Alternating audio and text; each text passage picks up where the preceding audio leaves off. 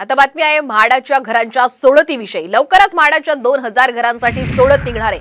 विधानसभा निवडणुकीची आचारसंहिता लागण्याआधी मुंबईतील म्हाडाच्या घरांच्या सोडत पूर्व प्रक्रियेला सुरुवात करण्याचा म्हाडाचा प्रयत्न आहे। महिन्याभरामध्ये जाहिरात प्रसिद्ध करून ऑगस्ट पूर्वी अर्ज विक्री स्वीकृतीला सुरुवात करण्याचा मंडळाचा विचार आहे। या 2000 घरांच्या लॉटरीमध्ये पवईतील 426, गोरेगावमधील 332 घरांचाही समावेश असणार आहे। आपण ग्राफिक्सच्या माध्यमातून पाहूयात।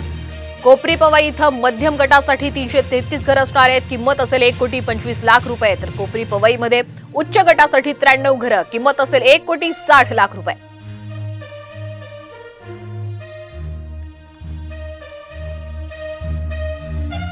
पुढे जाऊयात। विक्रोळीमध्ये कन्नम्मा नगरमध्ये मध्यम गटासाठी 86 घरं आहेत, ज्याची किंमत 70 ते 72 लाख रुपये। तर याच भागामध्ये अल्प गटासाठी 86 घरं असणार आहे, 40 लाख रुपयाची किंमत असू शकते। विक्रोळी कन्नम्मा नगरमध्ये अल्प गटासाठी 88 घरं आहेत, 50 लाख रुपये याची किंमत ठरवण्यात आलेली आहे। आता गोरेगाव पहाडी भागामध्ये आपण पाहूयात। मध्यम गटासाठी 105 घरं आहेत, 1,07,05,000 इतकी त्याची किंमत असेल। तर उच्च गटासाठी याच भागामध्ये 227 घरं आहेत। आता खडकपाडा या भागातली आपण काय कशा पद्धतीने परिस्थिती पाहूयात। अल्प गटासाठी 87 घरं आहेत, 64,12,584 इतकी किंमत। तर अल्प गटासाठी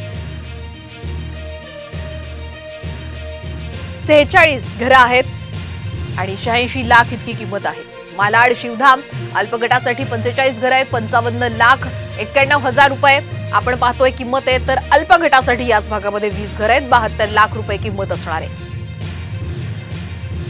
मालाड शिवधाम या भागात अल्प गटासाठी 23 घरं, 73,22,000 इतकी किंमत असेल। तर याच भागात मध्यम गटासाठी 1 घर असेल, 99,74,000 इतकी किंमत असेल। गोरेगाव पीएमवाय या भागामध्ये अत्यल्प या गटासाठी मात्र 88 घरं आहेत, 33,02,000 रुपये इतकी किंमत असेल।